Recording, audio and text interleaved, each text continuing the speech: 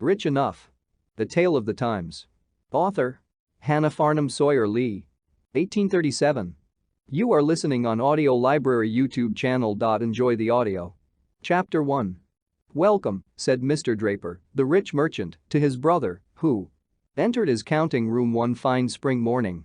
I am truly glad to see you, but what has brought you to the city at this busy country season, when plowing and planting are its life and sinews? A motive, said Howard, smiling, that I am sure will need no apology. With you business I have acquired a few hundreds, which I wish to invest safely, and I want your advice. When you say safely, I presume you mean to include profitably. Profitably and safely. I am just fitting out a ship for Canton. What do you think of investing the sum in articles of foreign merchandise? I confess, said Howard, I have great distrust of winds and waves. Suppose you invested in Eastern lands? Many have made fortunes in this way. I am not seeking to make a fortune, said Howard, quietly. My object is to secure something for my family in case of accident, and I only want to invest what I do not require for present use in a manner that will bring compound interest. I hope not to be obliged to take up the interest for many years, but to be adding it to the principal with such sums as I may be able to spare from our daily exertions. I perceive, brother, replied Mr. Draper, a little scornfully, you have not increased in worldly wisdom. I have not been much in the way of it, said Howard. Mine is a still, peaceful life. I study the changes of the atmosphere more than the science of worldly wisdom. We can get along, however, but poorly without it, replied Mr. Draper. The harmlessness of the dove is no match for the cunning of the serpent. True, said Howard, but if you mean me by the dove, there is no necessity for my venturing into the nest of serpents. I am well aware that my habits of thinking and modes of life are tame and dull compared to your projects and success, but we are differently constituted, and while I honor your spirit and enterprise and do justice to the honest and intelligent businessmen of your city, I am contented with my own lot, which is that of a farmer whose object is to earn a competency from his native soil, or, in other words, from plowing and planting. I have no desire for speculation, no courage for it, neither do I think, with a family like mine, I have a right to risk my property. There you are wrong. Everybody has a right to do as he pleases with his own property. To be honest, then, replied Howard, I have none that I call exclusively my own. Property is given to us for the benefit of others. Every man is accountable for his stewardship. But can you do better than to double and treble it every year, or, by some fortunate speculation, convert $10,000 into 10 times 10,000? I should say, replied Howard, if this were a certainty, it would cease to be speculation, and I should feel bound to do it within honest means. But as the guardian of my family, I feel that I have no right to venture my little capital in a lottery. It is lucky all men are not of your mind, said Mr. Draper, rather impatiently, and taking up his pen, which he had laid down. But really, brother, I am full of engagements, and though I am rejoiced to see you, I must defer further conversation till we meet at dinner, then we shall have time to talk over your affairs. Just now, I am wholly engaged. Near the dinner hour Howard went to his brother's house. It was large and elegantly furnished, and, what in the city is rather uncommon, surrounded by trees and pleasure grounds, a fine yard in front, and a large garden in the rear. Mr. Draper purchased a place when real estate was low, and it had since risen to more than double its original value. Howard was conducted to the dining room, where he found his sister-in-law, Mrs. Draper.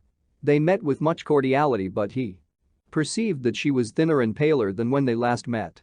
You are not well, I fear, said Howard, anxiously. I have a cold, replied she, and with that nervous affection which often follows inquiries after the health, she gave a half-suppressed cough. Have you seen my husband? She asked. Yes, I left the stage at the corner of State Street and went directly to his counting room, but I found him engrossed by business, and verily believe I should not have obtained a moment's conversation after the brotherly welcome that his heart gave me, in spite of teas, silks, hides, stocks, and percentage, if I had not had a little business of my own, a little money to invest. Are you, too, growing rich? Said Mrs. Draper, with a languid smile. Oh no, replied Howard, we farmers have not much prospect of growing Rich. If we earn a comfortable living and lay by a little at the end of the year, we call ourselves thriving, and that is the most we can expect.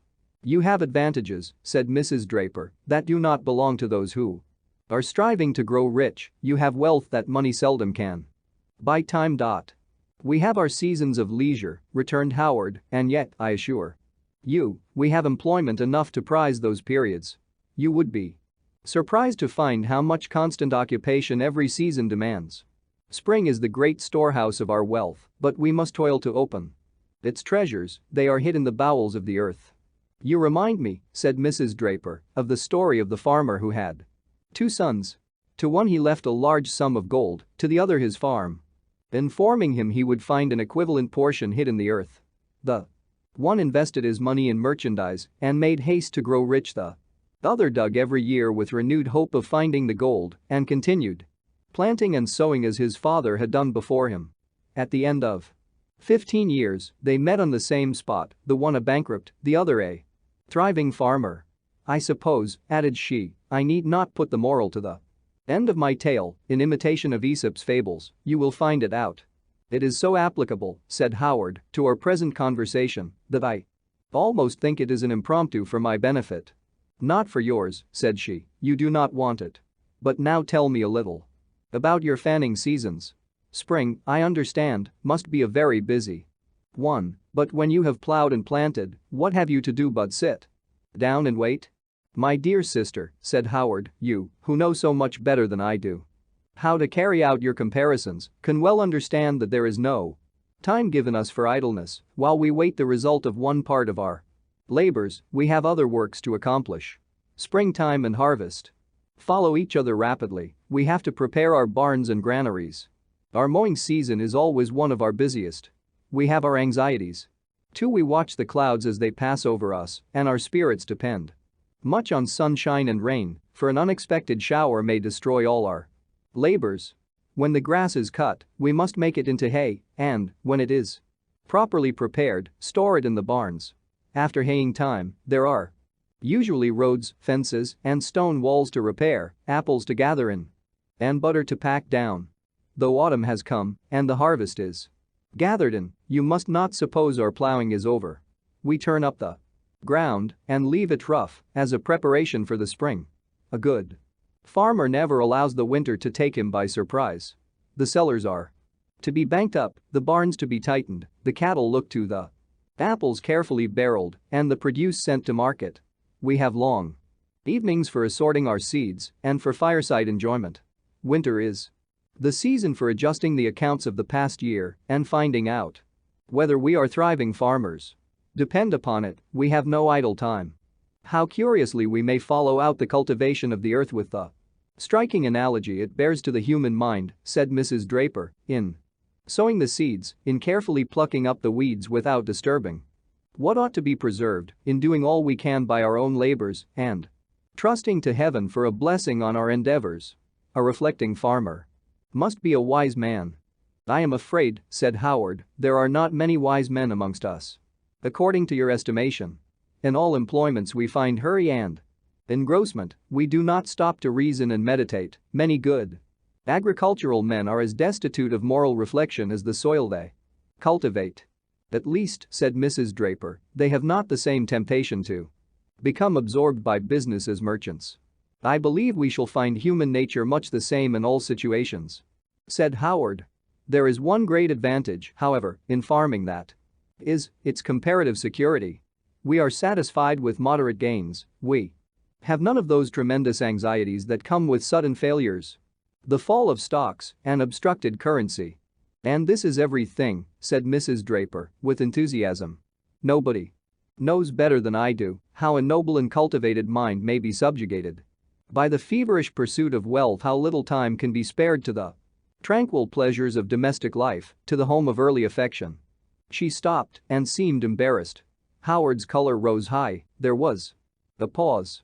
At length he said, every situation has its trials, those who best support them are the happiest. But we are growing serious. I want to see your children, how they compare with mine in health and size, and whether we can build any theory in favor of a country life in this respect. The children were brought, they were both girls. The eldest was the picture of health, but the youngest seemed to have inherited something of the delicacy of her mother's constitution. "I can scarcely show one amongst my boys," said Howard, "that gives evidence of more ruddy health than your eldest girl Frances, but my wife's little namesake, Charlotte, looks more like a city-bred lady. Oh. Here comes my brother James." Mr. Draper entered. A close observer would have been struck with the difference of expression in the countenances of the two brothers. Although they were marked by a strong resemblance. That of the eldest was eager and flushed, the brightness of his eye was not dimmed, but it was unsettled and flashing, there were many lines of care and anxiety. And his whole air marked him as a businessman. Howard's exterior was calm and thoughtful, the very hue of his sunburnt complexion seemed to speak of the healthy influence of an out-of-door atmosphere. They were both men of education and talent, but circumstances early in life rendered them for a time less united. Both had fixed their affections on the gentle being before them.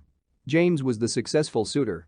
There are often wonderful proofs of St. Pierre's proposition that harmony proceeds from contrast. Frances and Howard had much the same tastes and pursuits. Howard's attachment was deep and silent, James, ardent and zealously expressed. He won the prize. Howard's taste led him to a country life. He was not rich enough to become a gentleman farmer, he therefore became a working one. For years, he did not visit his brother. But at length the wound was entirely healed by another of the fair creatures whom heaven has destined to become the happiness or misery of man. Still, the theory of contrast was carried through. His second love was unlike his first, she was full of gaiety and life and gave to his mind an active impulse which it often wanted. Frances, in the midst of society, drew her most congenial pleasures from books. Charlotte, the wife of Howard, though in comparative solitude, drew her enjoyment from society. There was not a family in the village near that did not, in some way or other, promote her happiness. Her information was gathered from intercourse with living beings, her knowledge from real life. If the two sisters had changed situations, the one might have become a mere bookworm, the other, from the liveliness of her disposition and the warm interest she took in characters, a little of a gossip. As it was, they both admirably filled their sphere in life and were influenced by the characters of their partners. "Why did you not persuade Charlotte to come with you?" said Mrs. Draper. "Sisters ought to be better acquainted than we are." "I invited her," said Howard, "but she laughed at my proposing that a farmer and his wife should leave the country at the same time. I have brought, however, a proposal from her that you should transport yourself and children back with me. We have room enough in our barn-like house for any of your attendants that you wish to bring." For a moment Mrs. Draper seemed disposed to accept the invitation, but she immediately added, "I do not like to take my children from their schools." That is just the answer Charlotte anticipated, and she desired me to combat it with all my book learning opposed to yours, and now and then fill up the interstices with such plain matter-of-fact argument as she could offer, for instance, that they would improve more in 1 month passed in the country at this fine season than in a whole summer at school. "Tell her," said she, "to let them leave their books and come away. That boys and girls may join in play." "I really think, Frances," said Mr. Draper, "this would be an excellent plan. You are not quite well, and the country air will be of service to you and Charlotte." "We have so much more of country round us," said she, with an air of satisfaction, "than most of my city friends, that I scarcely feel it right to make trees or grass an excuse for emigration. I have as much pleasure in seeing spring return to unlock my treasures as you can have. Howard, I must show you some of my rare plants. I have, too, my grape and strawberry vines and finer peach trees I do not think you can exhibit." "I sincerely hope," said Howard, "you will enjoy this pleasure long and eat fruit that you have cultivated yourself. I dare say it is sweeter than any you can buy." "It ought to be," said Mr. Draper, a little seriously, "for it certainly costs about 6 times as much as the highest market price that we should pay. We live here at a most enormous rent, my conscience often twinges me on the subject." "And yet I have heard you say that you bought this place lower," said Howard, "than any which you would now occupy." That is true, but by taking down this building and cutting the land into lots, I might get a house clear. A slight flush passed over Mrs. Draper's cheek.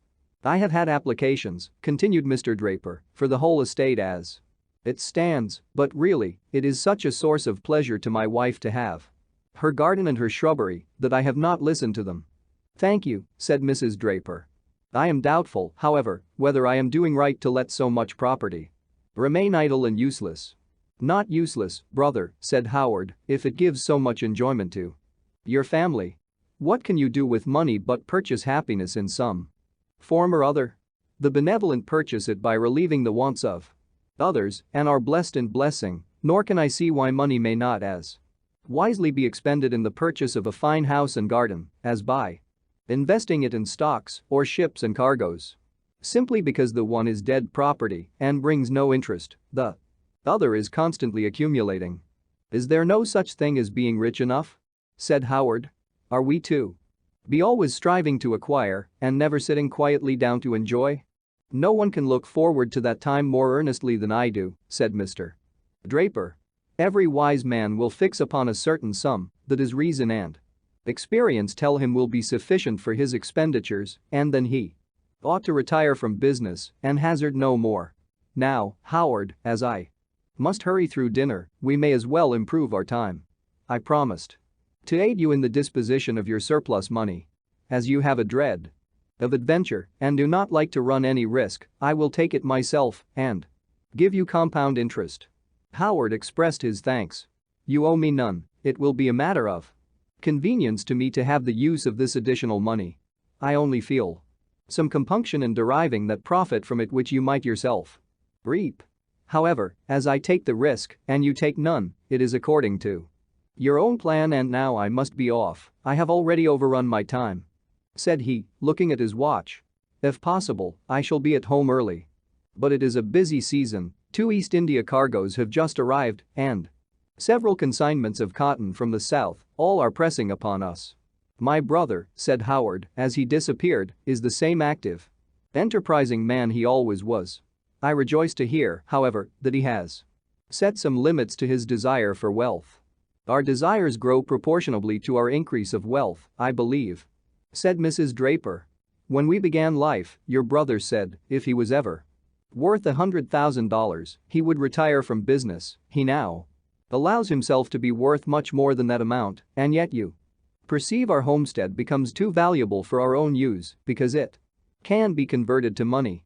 All this, however, would be nothing if I did not see this eager pursuit of gain robbing him of the pleasures of domestic life, of the recreation every father ought to allow himself to receive from the innocent conversation and sports of his children.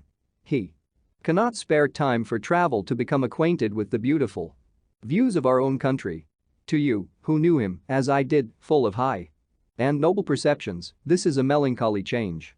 Howard was silent. He remembered his brother's early restless desire of wealth, strikingly contrasted with his own indifference to it. Francis judged of his character by that period of life when all that is imaginative or sentimental is called into action. She judged him by the season of first love. She little supposed that the man who was contented to ramble with her over hill and dale, who could bathe in moonbeams and talk of the dewy breath of evening and morning as if it came from Araby the blessed, would one day refuse to quit the bustle of State Street or the dark noisy lumber of India Wharf to gaze on the falls of Niagara because it could not thunder money in his ear. That his excursions were to be confined to manufactories, coal mines, railroad meetings, and eastern lands. This development of character had been gradual, and she scarcely realized his entire devotion to business till she saw his health affected by that scourge of our pleasant vices, dyspepsy. She expressed her apprehensions to Howard and begged him to use all his influence to break the spell. "I can think of nothing that will have more effect," said Howard, "than for you to accept my wife's invitation to pass a few weeks with us in the country. This will occasionally withdraw my brother from the city, and it appears to me that your own health may be benefited by the change." He was struck with his sister's altered appearance, with the occasional flush, the short, low cough, yet she said she was well, only a slight cold. At length she promised to be with them the ensuing week, provided her Husband could make arrangements to go with her. If he knows that I depend on him, said she, it will be the strongest inducement for him to quit the city for a few days. Mr. Draper returned late in the evening and had only time to complete his business affairs with his brother, who departed early the next morning. Chapter 2. The spring had returned with its newborn beauty, its swelling buds, its tender grass. Here and there a tree in the city anticipated the season of leaves and put forth its verdant honors. "Now, ma'am," said Lucy, who had long been a faithful domestic in the family, "if you are going particular and don't expose yourself by going into the garden and will take the cough drops regularly, morning and evening, you will get rid of your cold. This is just a season when everybody gets well that got sick as you did." "How was that?" said Mrs. Draper. "Why, when the sap was going down the trees in the autumn, but now it is going up." But whether the sap had already gone up or for some other reason, which was as clear to human perception, Frances did not shake off her wearing cough. Mr. Draper was not alarmed at it, it was very unobtruding, and he had become used to it. It was not one of those vulgar horse coughs that, till we connect danger with it, often excites indignation in those who are listening to an interesting narrative or to a reader who is obliged to wait till the impertinent paroxysm is over. Mrs. Draper's was quite a ladylike cough, low and gentle, and seemed rather like impeded respiration. Visitors would sometimes observe, when they went away, "Mrs. Draper is still a handsome woman, though she has lost her bloom. What a pity she has that affected little cough. It really spoils her, it is nothing but a habit, she could easily break herself of it if anybody would be honest enough to tell her." This task rested with Lucy alone, but it was all in vain. Frances took the cough drops morning and evening, and still the disagreeable habit remained. Mr. Draper was very little at home, and when he was, his mind was engaged by new projects. Anxiety, however, did not rob him of sleep. He was too successful, he seemed to have the Midas-like art of turning everything to gold. His thousands were rapidly accumulating, and $500,000 was now the point at which he determined to stop. Mrs. Draper's slight cough did not attract his attention, but if her appetite failed, he grew anxious and feared she was not well. Week after week passed, and still it was impossible for Mr. Draper to leave the city. At length, a letter arrived from Charlotte claiming the visit, and he substituted one of his clerks to conduct his family to his brother's residence. Here, though not more than 40 miles from the city, Mrs. Draper found the freshness and novelty of country life. The family were farmers, children and all. Charlotte was acquainted with all the little details belonging to a farm and took as much interest as her husband did in the growth of grain, the raising of pigs and poultry, and feeding cattle in the best and most economical manner. She displayed her dairy with its cheese arranged on shelves, her white pans of milk, and her newly churned butter, which impregnated the air with its sweetness. It was with long-forgotten feelings of health that Frances breathed the atmosphere around her. She perceived that her respiration was more free. "How ignorant I was," said she to Howard, "to compare my city garden to the country. There is music in every accidental sound. How fresh is the air. How unlike the mornings to which I have been accustomed, where the voice of the teamster urging on his overloaded horse or the monotonous cry of the fishmonger disturbed my slumbers." Her heart beat with pleasure as she saw her children go forth with their cousins to rural enjoyments. Her tender bud, which she had often feared would never live to unfold its beauty, her little Charlotte, she saw here as joyous and as active as her sister. New hopes and anticipations brightened the future. How does returning health change the prospect of external circumstances? The cough was much less constant, and Charlotte, who professed to have wonderful skill in curing diseases, had undertaken to eradicate it. She did not approve of late slumbers, and every morning she brought her patient a tumbler of new milk and challenged her to come out and breathe the fresh air. "Do not wait," said she, "till its wings are clogged by the smoke of the city. Come and win an appetite for our country breakfast, our new laid eggs. The children are hunting for them amongst the hay, and here comes my little namesake with her prize. She has brought hers for your breakfast." Mr. Draper did not arrive at the time he appointed, and Frances often Felt the sickness of hope delayed. Deliver me from such excellent husbands, said Charlotte to Howard, who are wasting the best years of their lives in acquiring wealth for their families and yet never think themselves rich enough. Here is poor Frances, kept in a state of feverish anxiety when rest and tranquility are absolutely necessary for the restoration of her health. The Saturday evening following, Mr. Draper arrived. He was delighted to see his wife and children and thought they looked remarkably well. On Sunday morning, he walked with his brother over the farm and calculated the probable receipts of the year. Away from the atmosphere of business, his mind seemed to recover its former freshness. How beautiful this stillness is, said he. It reminds me of the mythology of the heathen world. The ancients used to say that when Pan slept, all nature held its breath, lest it should awake him. You have made an enthusiast of Frances. Nothing will do for her now but the country. My wife is anxious about the health of yours, said Howard. She thinks her cough an indication of weak lungs. I know, said Mr. Draper, stopping short, she is subject to a cough. Ours is a miserable climate. I hope the warm weather will entirely banish it. I have a bad cough myself, and he coughed with energy. I wish, brother, said Howard, that period had arrived at which you have so long been aiming, that you thought yourself rich enough to devote more time to your family. No one can look forward to it more eagerly than I do, replied Mr. Draper, but you can little understand the difficulty of withdrawing from business. However, I fully mean to do it when I have secured to my wife and children an inheritance. Howard smiled. Oh, said Mr. Draper, in reply to the smile, you must not suppose my wants can be measured by yours. Your farm supplies you with the materials of life and you get them at a cheap rate. I give for them what you give, said Howard, time and a little more. I give manual labor, you know I belong to the working class.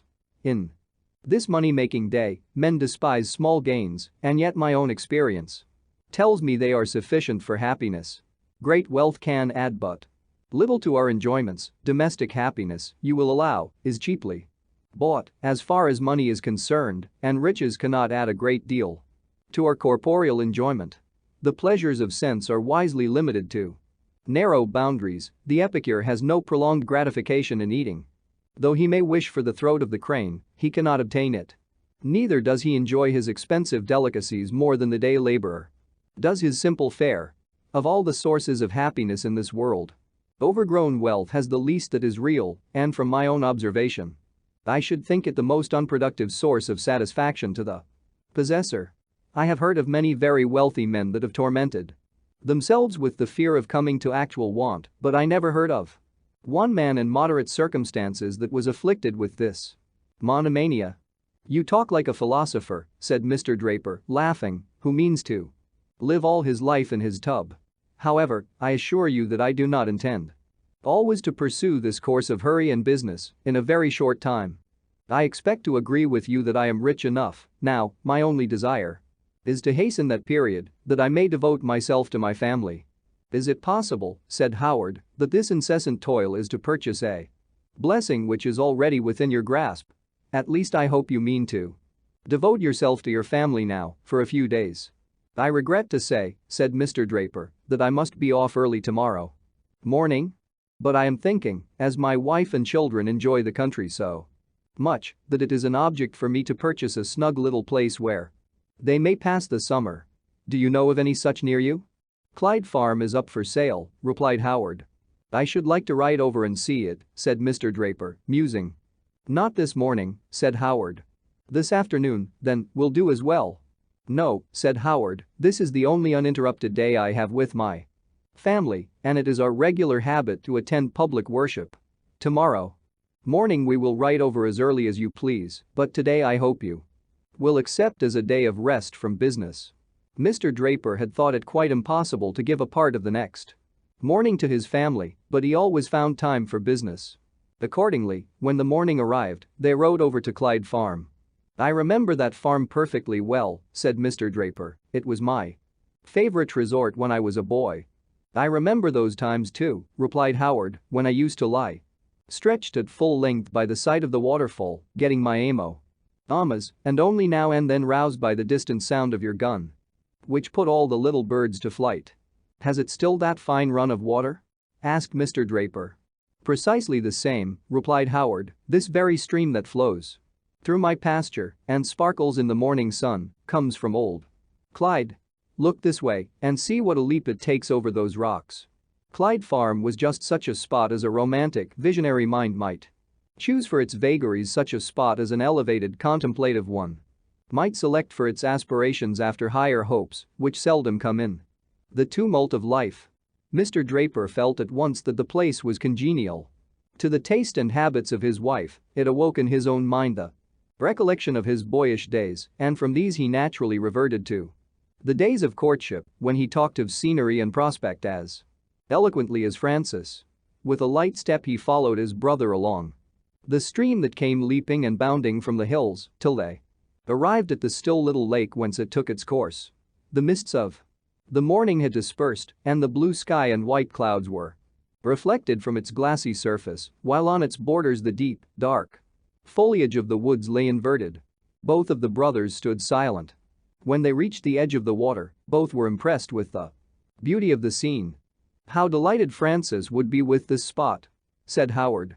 It is like the calm, tranquil mirror of her own mind, which seems formed to reflect only the upper world with its glorious firmament.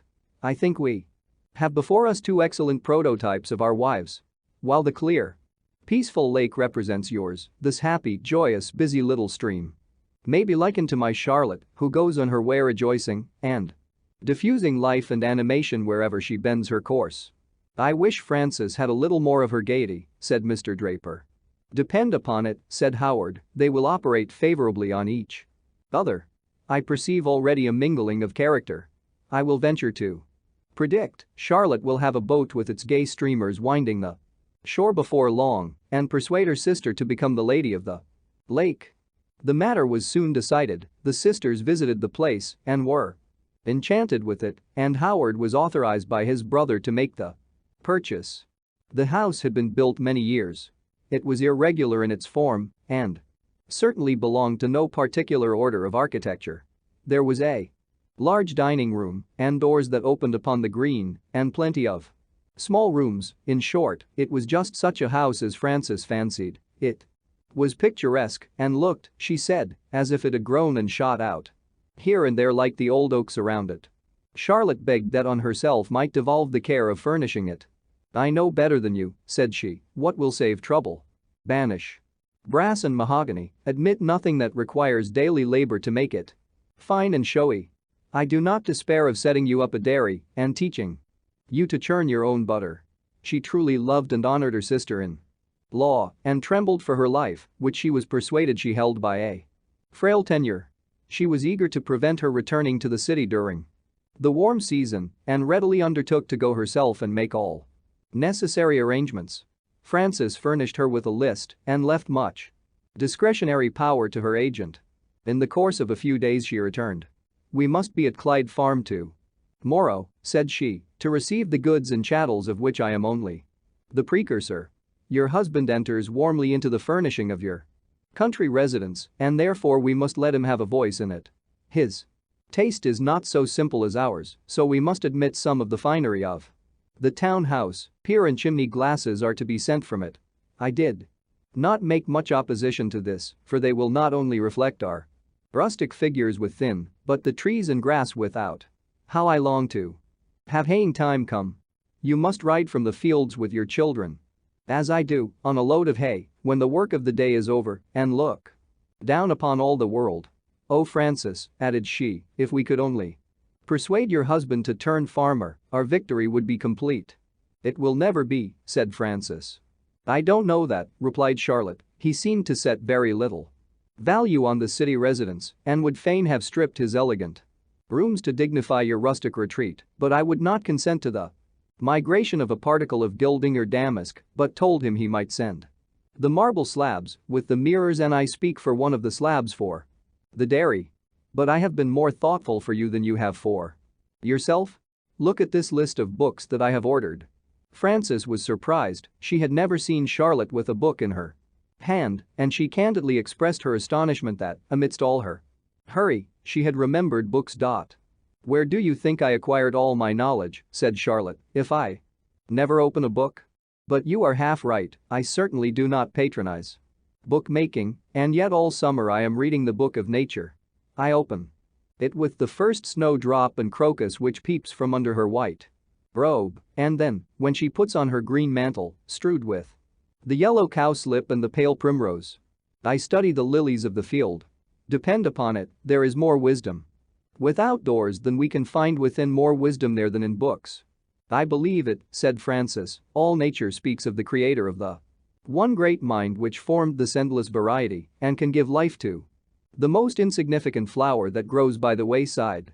"I should like to know what flower you call insignificant," said Charlotte, "not this little Histonia, I hope, that has a perfection of organization in which many of your splendid greenhouse flowers are deficient. But that is the way with us. We call those things sublime which are on a large scale because they are magnified to our narrow minds and we can comprehend them without any trouble. But I must not display all my wisdom to you at once how, like Solomon of old, I can speak of trees, from the cedar tree that is in Lebanon even unto the hyssop that springeth out of the wall. And now, fair sister, up, and quit your books. And come with me to one of my studios, namely, my poultry yard. I hear the bipeds clamorous for their supper. This is the woman," thought Francis, "that I have sometimes wondered Howard, with his reflecting mind, could select as his partner for life. Because I saw her, like the deity she worships, attending to the most minute affairs, I foolishly imagined she comprehended no others." From this time the two sisters resembled in union Shakespeare's twin cherries growing on one stem. Chapter 3. The furniture arrived, and the country residence was very soon in order. Howard took the direction of the farming part. But it was no object to Frances to have much plowing or planting. She loved the green pastures and still waters and often repeated those beautiful lines of the hymn. To dewy vales and flowery meads my weary, fainting steps he leads. Where peaceful rivers, soft and slow, amid the verdant landscape flow. Clyde Farm was a singularly retired spot, notwithstanding its vicinity to a country village which, on a straight line, was about 2 miles from it. But there was a high hill between that belonged to the farm and was crowned with oak and chestnut trees, while here and there was an opening which gave a perfect view of the village with its church, academy, and square 4-story tavern with windows enough to give it the appearance of a huge lantern. The high road was a mile from the house. And no dwelling was nearer. The hill overlooked one of those New England landscapes that could not be wrought into a well-compassed picture. Objects were too abundant, it was dotted with farms and sheets of water. And beyond, the beautiful Merrimack wound its way. On this spot Frances had a little open pavilion erected, and it was her resort at sunset. As her health improved, her mind opened to the impressions of happiness, and she grew almost gay. "There is but one thing more," said she to her brother and sister, "that I now desire in this world. Always one thing wanting for us poor mortals," said Charlotte, "but let us hear what it is. That my husband, who is the liberal donor of my enjoyment, should partake of it." "Pray be contented," replied she, "and let him enjoy himself in his own way." "I have a letter for you," said Howard, "that came enclosed in one to me," and, with an air of hesitation, he gave it to her. Frances hastily took it, her color came and went as she read. It informed her that the offers her husband had received for his estate in town had not only opened his eyes to its value, but had convinced him that, as a patriotic citizen, he had no right to retain it for his private use. He had therefore come to the conclusion to reap the benefit himself which other speculators had proposed to do. He should take down the house, make a street through the land, divide it into small lots, and erect a number of houses upon it, one of which he meant to reserve for himself. "I should regret what I conceive to be the necessity of this thing," he added, "if you were not so perfectly satisfied with your Clyde residence. As you will always repair to it early in the spring, it matters little if you return to walls of brick and mortar in the autumn." We pass over the involuntary tears that followed this communication, as speculators would pronounce them unreasonable.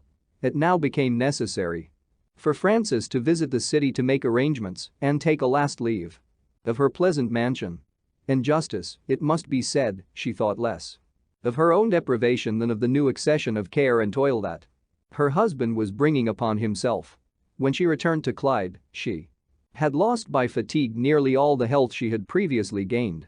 Most people have witnessed the rapidity with which the work of destruction goes on in modern days.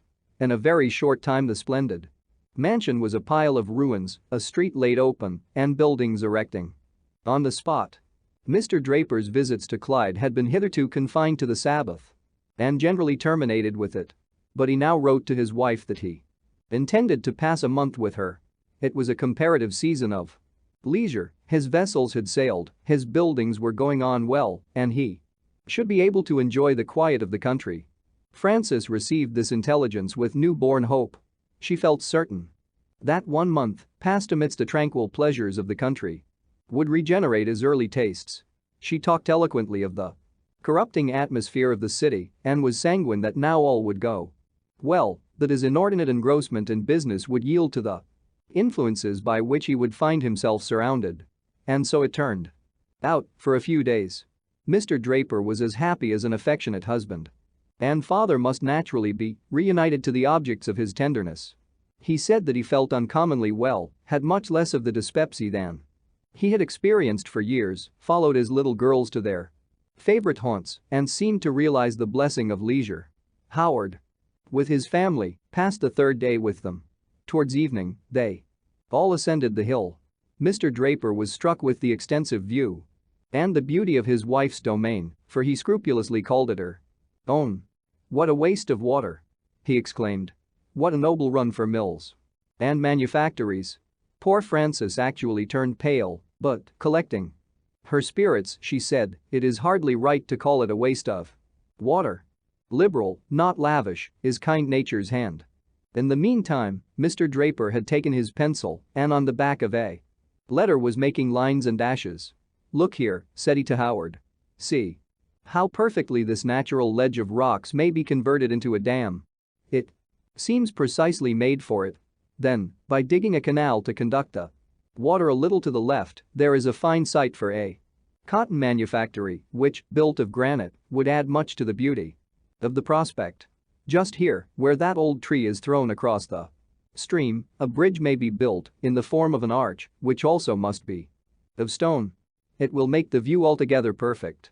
"I cannot think," said Howard, "the view would be improved. You would have a great stone building with its countless windows and abutments. But you would lose the still, tranquil effect of the prospect and take much from the beauty of the stream." "Not as I shall manage it," said Mr. Draper. "I am sure Frances herself will agree with me that it adds 50% to the beauty of the prospect when she sees it completed." In vain Frances protested she was satisfied with it as it was. The month that she had hoped was to be given to leisure was one of the busiest of her husband's life. Contracts were made and association formed. Mr. Draper was continually driving to the city and mechanics were passing to and fro. Clyde Farm began to wear the appearance of a business place. A manufacturing company was incorporated under the title of the Clyde Mills. The stillness of the spot was exchanged for the strokes of the pickaxe, the human voice urging on oxen and horses, the blasting of rocks. The grass was trampled down, the trees were often wantonly injured and, where they obstructed the tracks of wheels, laid prostrate. Frances no longer delighted to walk at noonday under the thick foliage that threw its shadow on the grass as vividly as a painting. All was changed. It is true she now saw her husband, but she had but little more of his society. His mind and time were wholly engrossed. He came often and certainly did not, as formerly, confine his visits to the Sabbath. All went on with wonderful rapidity, story rose upon story, till it seemed as if the new manufactory, with its windows and abutments, was destined to become another Babel. When Charlotte came to Clyde, she gazed with astonishment. "All this," said she to Howard, "is the project of a speculator. Grown men nowadays remind me of the story of the boy who planted his bean at night and went out in the morning to see how it grew. He found it had nearly reached the chamber windows. He went out the next morning and it was up to the eaves of the house. On the third morning, it had shot up to the clouds and he descried a castle, or a manufactory, I don't know which, on the top of it.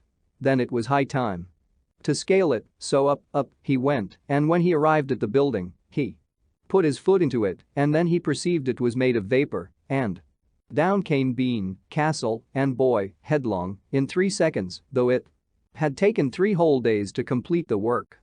"You must tell your story to my brother," said Howard. "No," replied Charlotte, "he would not profit by it, but I will tell it to my children and teach them to train their beans in the good old-fashioned way, near the ground." Thus passed the autumn at Clyde, that period which every reflecting mind enjoys as a season of contemplation, that period when our New England woods assume every variety of color and shine forth with a splendor that indicates decay. Still, the two families had much enjoyment together. The health of Francis and little Charlotte had decidedly improved, but when the leaves began to fall and the wind to whistle through the branches, they quitted Clyde and returned to the city. Their new house was not ready for them, and they were obliged to take lodgings at one of the hotels. Mr. Draper met Dr. B, their friend and physician, in his walks and begged him to call and see his wife. "I rejoice to say," said he, "that her health does not require any medical advice, she is quite well." Probably Dr. B thought otherwise, for he suggested the advantage that both she and the little girl might derive from passing the winter in a warm climate. Never was there a fairer opportunity. They had no home to quit, and their residence at a hotel was one of necessity, not of choice. But Mr. Draper said it was quite impossible. What? Leave his counting room, State Street, India Wharf, the insurance offices. Leave all in the full tide of speculation when he was near the El Dorado for which he had so long been toiling. When eastern lands and western lands, railroads and steamboats, cotton and manufactories were in all their glory, when his own Clyde mills were just going into operation. It was impossible. Wholly impossible, and Frances would not go without him. The suggestion was given up, and she remained in the city almost wholly confined to the atmosphere of a small room with a coal fire. Unfortunately, the measles appeared among the children at the hotel, and Mrs. Draper's were taken sick before she knew that the epidemic was there. They had the best attendance, but nothing supersedes a mother's devotion. Frances passed many a sleepless night in watching over them. With the eldest, the disorder proved slight, but it was otherwise with the youngest, and when she began to grow better, the mother drooped. It was a dreary winter for poor Mrs. Draper, but not so for her husband.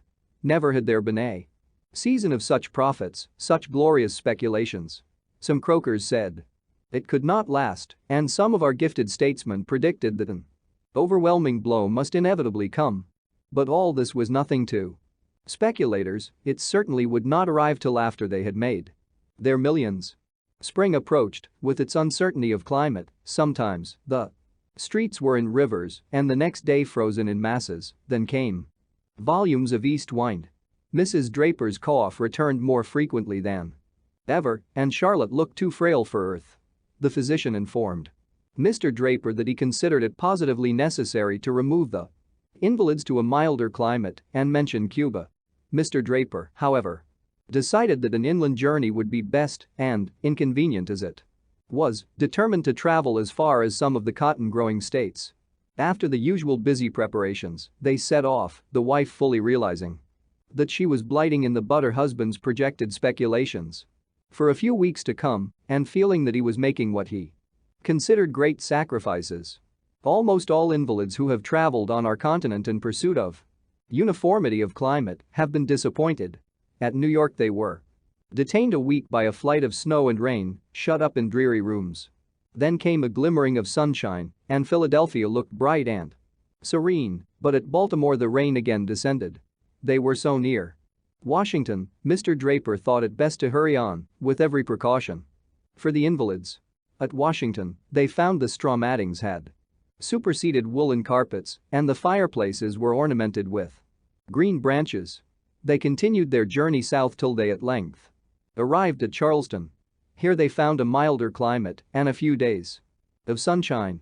Mr. Draper was no longer restless. He had full employment in shipping cargoes of cotton and making bargains, not only for what was in the market, but for a proportion of that which was yet to grow, as confidently as if he had previously secured the rain and sunshine of heaven. There is a constant change of weather on our coast. Another storm came on. The little invalid evidently lost rather than gained. Discouraged and disheartened, Frances begged they might return. 1 week at Clyde, where they might have the comforts of home, would do more for them, she said, than all this fruitless search for a favorable climate.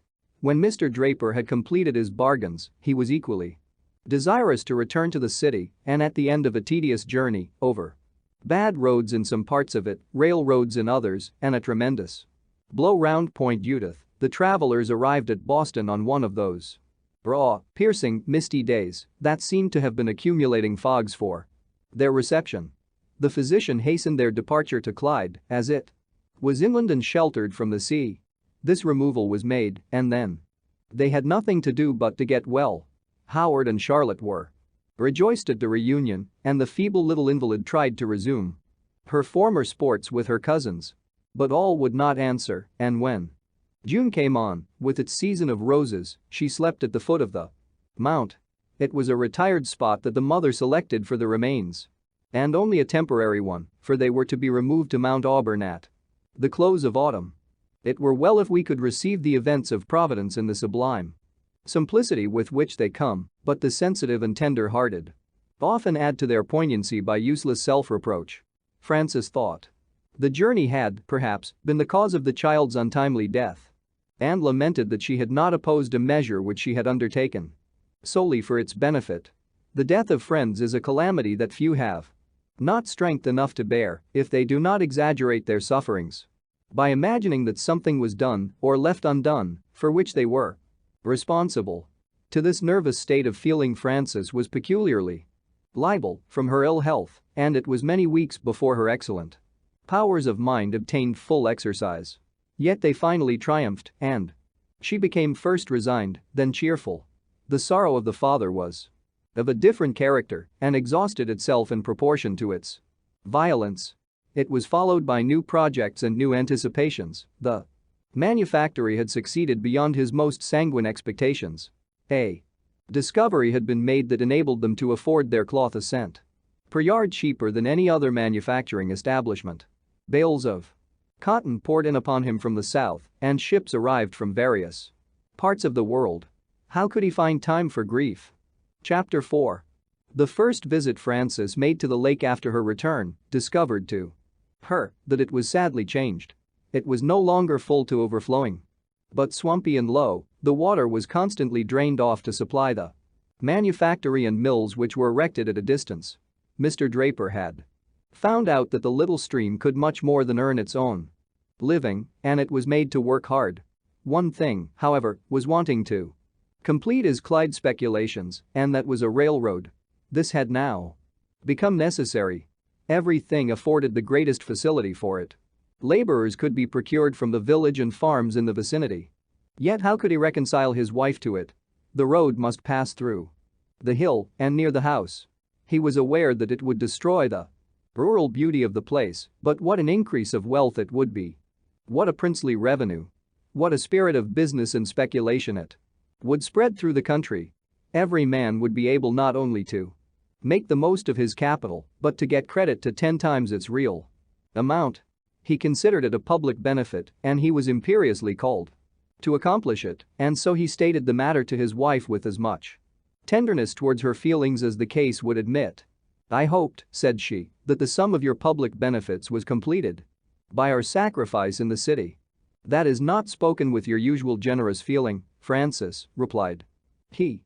When are patriotic exertions to cease? Are we not called upon to be constantly making them? Howard would say it is injuring the cause of the country to turn agriculturists into speculators," said Frances. "Howard is an excellent man," replied Mr. Draper. "He is born to be a farmer and nothing else. I have no wish to change his vocation. He dignifies it by uniting intelligence with manual labor, but there are many who are toiling merely for money, and they can get much more by my method than his." "Will their happiness be increased?" said Mrs. Draper. "Certainly, inasmuch as wealth procures the means of happiness." "Have you found it so?" again asked Frances. "Not precisely. I am still toiling. My season for rest and enjoyment has not arrived." And yet, said Francis, Howard is rich enough for enjoyment. You have already a great estate. Let me ask, what advantage you derive from it beyond your daily meals? You take care of this immense property, you are continually increasing it, and all the compensation you get is a bare living. Would any of the clerks you employ in your counting room labor for such low wages? My dear Francis, said Mr. Draper, affectionately, I am always contented to admire your ingenuity without combating your arguments. Perhaps it might be better if you had cultivated a little more of the rationale of life. Well, replied she, languidly smiling, I am going to prove to you that I have profited by your example and am becoming a business wife. You call this farm mine and tell me you bought it for me? Certainly, all I have is yours. I claim no title to anything but this I consider your gift. And as such accept it. Mr. Draper certainly did not look delighted at this unexpected statement and began to tremble for his railroad, but he remained silent. You have undoubtedly greatly increased the actual value of Clyde Farm. By mills and manufactories? Certainly I have, but all is in a manner useless without the railroad. As a means of transportation. That will put everything into complete operation and make the revenue princely. Then, said Francis, I can have no hesitation in making my offer. I will sell this place to you for what you gave for it. Secure the sum to me outright, and I renounce my title to Clyde Farm. Make it, if you please, wholly a manufacturing place. Do not consult me whether there shall be railroads or mills. Upon my word, said Mr. Draper, with an estate like mine, I should be mortified to make such a paltry purchase of my wife. It is for you and our only child that I am accumulating a fortune. Have you ever found me sordid or tenacious of money that you wish a certain sum secured to you? Never, said she with emotion, all that money can purchase, you have been most liberal in procuring me. Would that you were as generous to yourself. We all have our own ideas of happiness, said Mr. Draper, but since it is your wish, Francis, I will close with your proposal and secure to you $20,000, which is a little more than I paid for Clyde Farm. Legal instruments shall be immediately drawn up, and to convince you that I wish for no control over that sum, I will have it put in trust. Let the instrument be so worded, said Francis, that it shall revert to our child at my death.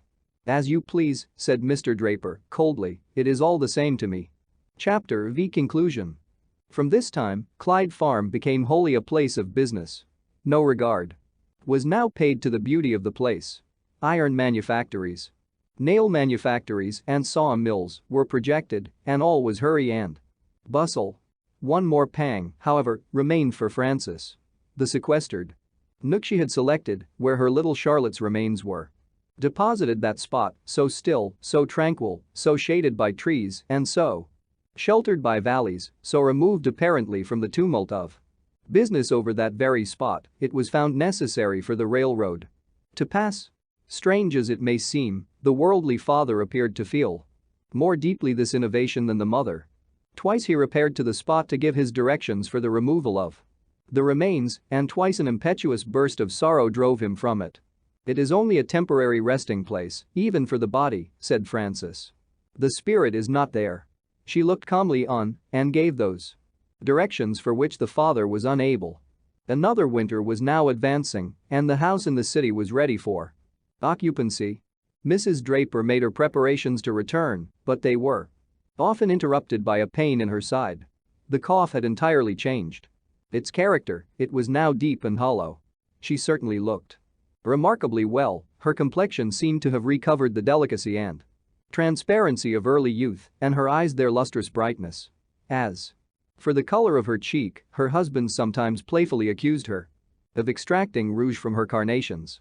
Charlotte spoke to him doubtingly of his wife's health, and Lucy said she was afraid she would not stand the frosty nights when they came on. But Mr. Draper was sanguine that Clyde had been her restoration. When she arrived at the city, there were arrangements to be made and new furniture to be procured. Her husband gave her full permission to do just as she pleased, only begged of her not to call upon him, for he had not one moment to spare. Frances exerted all her strength, but it became evident that she drooped. Her nights were restless, and though some thought it encouraging that She coughed so much stronger, it was exhausting to her frame. Mr. Draper at length perceived that she had rather lost than gained. He went for her physician and requested him to recommend quiet to her. "I think," said he, "she has overfatigued herself." Dr. B came to see her, conversed with her, counted the throbbings of her pulse, and made a minute examination of her case. The conference was long. When he entered the parlor, he found Mr. Draper waiting.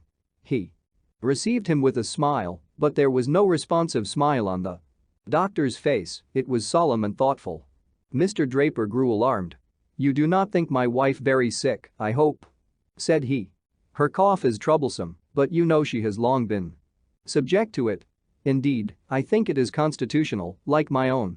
You recommended the white mixture to her last year. It did her good." "I recommended a voyage and a warm climate," said the physician. "Yes, I remember you did, but it was impossible for me to go away then. In the spring we took that unlucky journey, however, it was of benefit to her, and if you think it necessary, I will go the same route now." "I do not," replied Dr. B. "I am glad of it, it would be particularly inconvenient to me just now to leave the city. Times are perplexing. Bills come back protested bad. News from England's sudden and unlooked for failures, no one can tell where it will end. We have been obliged to stop our works at Clyde Farm. And there are from 90 to 100 laborers thrown out of employment. This is peculiarly vexatious to me, as they made out before to earn a living in their own humdrum way, and they now accuse me of having taken the bread from their children's mouths to promote my own speculations. Though, while I employed them, I gave them enormous wages. But this, sir, is the gratitude of the world." The doctor still remained silent. It seemed as if Mr. Draper began to tremble for something dearer than money, for he grasped the hand of the physician. "You do not think my wife dangerously ill, I trust," said he. The doctor replied, in a low voice, "I fear she is." "Impossible!" exclaimed Mr. Draper, "she was remarkably well when we left Clyde." "But what do you prescribe?" "I will do anything, everything, say. But the word. I will take her to Europe, I will go to any part of the world you recommend." The physician shook his head. "My dear doctor, you must go with us. I will indemnify you 1,000 times for all losses, you can save her life, you know her constitution." "When shall we go? And where?" "I will charter a vessel, we can be off in 3 days," and he actually took his hat. Dr. B said impressively, "Pray be seated and prepare yourself to hear, like a man, what you must inevitably learn. It will not answer any useful purpose to go to a milder climate, it is now too late." "You do not mean to say," said Mr. Draper, impetuously, "that if she had gone last year she would have been restored?" "No, I do not mean to say that, but then, there would have been a chance. Now, there is none." "Why did you not tell me so, sir?" said Mr. Draper, angrily. "I said all that I was authorized to say. When I urged the step as necessary, you replied that it was impossible." "It is too true," exclaimed he, striking his forehead, "and yet she is dearer to me than my own life," and, unable to suppress his feelings, he burst into an agony of tears. Suddenly starting up, he said, "Doctor, I have the highest respect for your skill, but you are fallible, like all men. It is my opinion that a sea voyage and change of climate will restore my wife.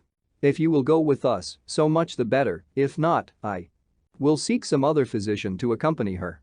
"It is but right to inform you," said Dr. B, "that there is no chance of restoration. I suggested to her that there might be alleviation in a warm climate, but she positively declines seeking it and says her only wish is to die quietly at home. She fully estimates the strength of your affection and entreats of you to spare her all superfluous agitation. Tell him," said she, "there is but one thing that can unsettle the calmness of my mind, it is to see him wanting in Christian resignation. It would be painful to dwell on the anguish that followed this communication." Mr. Draper realized, for the first time, the tenderness and watchfulness that a character and constitution like his wife's required. In the common acceptation of the word, he was an excellent husband, yet, in his eager pursuit of wealth, he had left her to struggle alone with many of the harassing cares of life. He had, by thinking himself unable to accompany her, denied her the necessary recreation of traveling, he had deprived her of her favorite residence in the city. And when she turned her affections to Clyde, even there they found no resting place. He recollected their unpropitious journey, the exposure to cold and rain that he had hurried on the invalids till he had accomplished his own purposes. One had already gone, the other was fast following. Speculators have consciences and affections, and his were roused to agony. Francis shrunk not from the hour of death, which rapidly approached. Howard and Charlotte were constantly with her. There was nothing gloomy in her views. She considered this life as a passage to another and saw through the vista immortality and happiness. To Charlotte, she bequeathed her daughter, and this faithful friend promised to watch over her with a mother's care.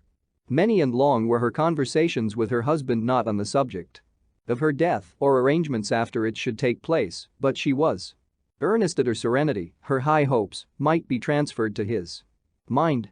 She had often, in the overflowings of her heart, endeavored to communicate to him her animated convictions of a future life.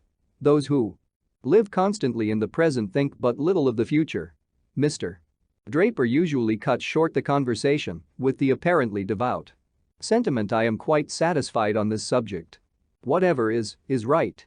Now, however, when he realized that the being he most tenderly loved was fast retreating from his view, he felt that there was a vast difference between the reasonings of philosophy and the revelations of Christianity. And, in the agony of his soul, he would have given worlds for the assurance of a reunion. On this subject Francis dwelt, and he now listened patiently, without once looking at his watch or being seized with one of his paroxysms of coughing. Still, however, he doubted, for how could he trust without bonds and contracts? No one had come back to tell him individually the whole truth. "I acknowledge," said he, somewhat reproachfully, "that this conviction is earnestly to be desired. If saves you from the agony that at this moment rends my heart."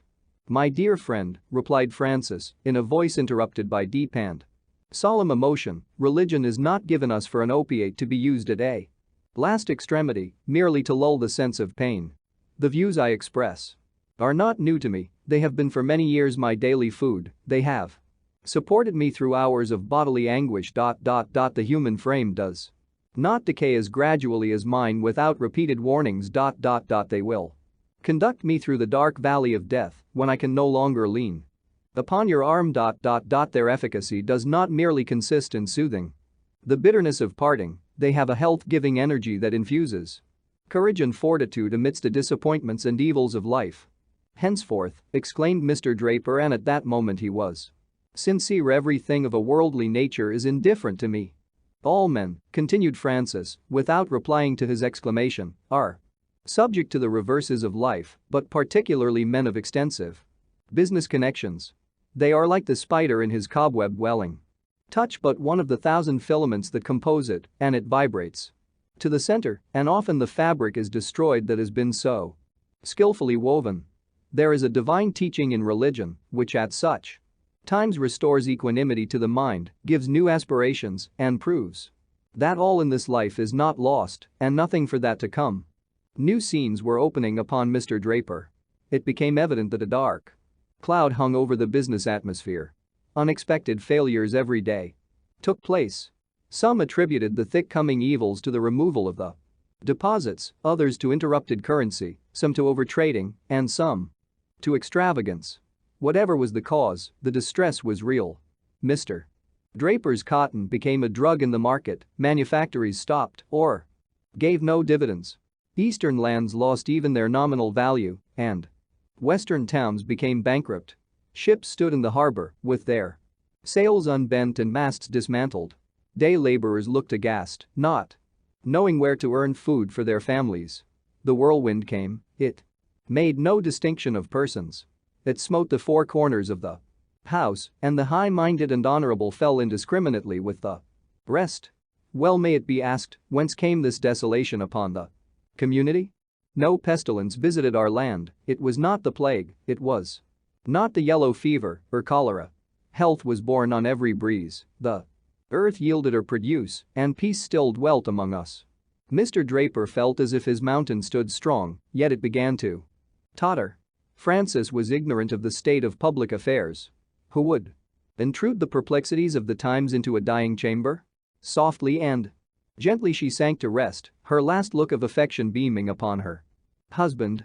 The next morning, the bankruptcy of Mr. Draper was announced. No blame was attached to him, though the sum for which he became insolvent was immense and swallowed up many a hard-earned fortune. Where was Howard's little capital? Gone with the rest, principal and compound interest. "I am a ruined man," said Mr. Draper to Howard. "I have robbed you and beggared my child, but one resource remains to me," and he looked around with the desperation of insanity. Howard grasped his hand. "My dear brother," said he, "your wife, with an almost prophetic spirit, foresaw this hour. Comfort him," said she, "when it arrives, and lead his mind to higher objects. Your child has an ample provision by the sum settled on her mother. I have lost property which I did not use and, with the blessing of God, may never want. Come home with me, I have means for us both. You will have all the indulgences you ever coveted. No one has led a harder life than you have. You have labored like the galley slave, without wages. Come and learn that, beyond what we can use for our own or others' benefit, wealth has only an imaginary value." Perhaps it was an additional mortification to Mr. Draper to find that, a few days after his failure, the banks concluded to issue no specie. Many were kept along by this resolution, while others stopped with the conviction that, had they been contented with moderate gains, they might, in this day of trouble and perplexity, have been rich enough.